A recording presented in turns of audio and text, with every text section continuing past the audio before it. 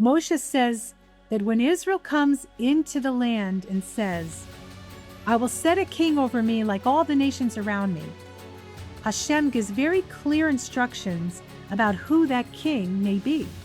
This is found in Devarim chapter 17, verse 15. You must surely set over you a king whom Adonai your God chooses. One from among your brothers you are to set as king over you.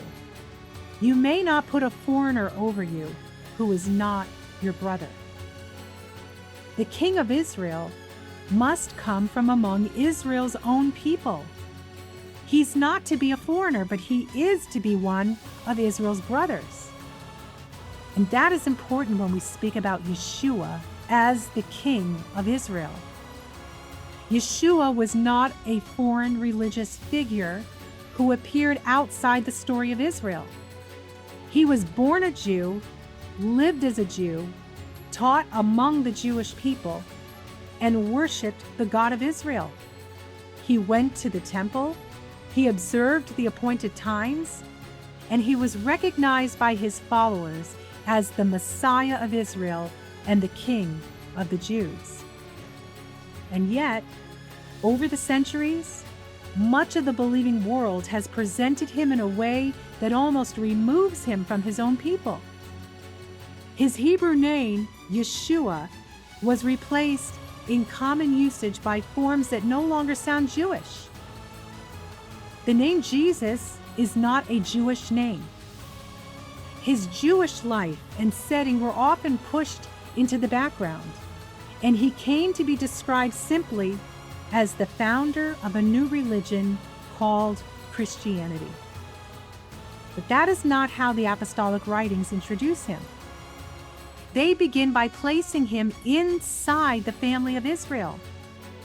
In Matthew chapter 1, verse 1, the book of the genealogy of Yeshua HaMashiach ben David ben Avraham. He is the son of David. He is the son of Abraham. When Nathanael recognizes him in Yochanan chapter 1, verse 49, he says, Rabbi, you are Ben Elohim. You are the king of Israel, the Son of God. And when Yeshua enters Jerusalem, the crowd is crying, Hoshiana, Baruch haba b'shem Adonai. Blessed is he who comes in the name of Adonai, the King of Israel. Even the charge placed above him at his execution identified him in relation to his people. This is Yochanan chapter 19, verse 19. Yeshua, the Natseret, the King of the Jews. So, when the nations receive Yeshua, they are not receiving a Messiah who has ceased to be Jewish. They are being brought near to Israel's Messiah. And this is one place where believers among the nations need to be careful. We cannot confess Yeshua as the King of Israel and then separate him from Israel. We cannot honor him while treating his Jewish identity as something incidental or belonging only to the past. The King of Israel is Jewish because the Torah says Israel's king must come from among his brothers. The nations do not need to turn Yeshua into someone less Jewish in order to belong to him. The beauty of the good news is that the nations are welcomed to the God of Israel through Israel's Messiah. Shaul says it very clearly in Romans chapter 9, verses 4 and 5, when he speaks about his Jewish brothers. He says, to them belong the adoption and the glory and the covenants and the giving of the Torah and the temple service and the promises. To them belong the patriarchs, and from them, according to the flesh, the Messiah.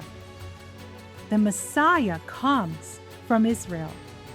And in Revelation, even after his resurrection and exaltation, Yeshua still identifies himself in Jewish Davidic language. This is the book of Revelation, chapter 22, verse 16, when the risen Yeshua says, I am the root and the offspring of David. He doesn't say, I used to be connected with David. He says, I am. Israel's king is not a foreigner brought in from outside. He comes from among his own brothers. And for those of us who recognize Yeshua as Israel's Messiah, we should be careful not to present him in a way that Torah itself would not recognize.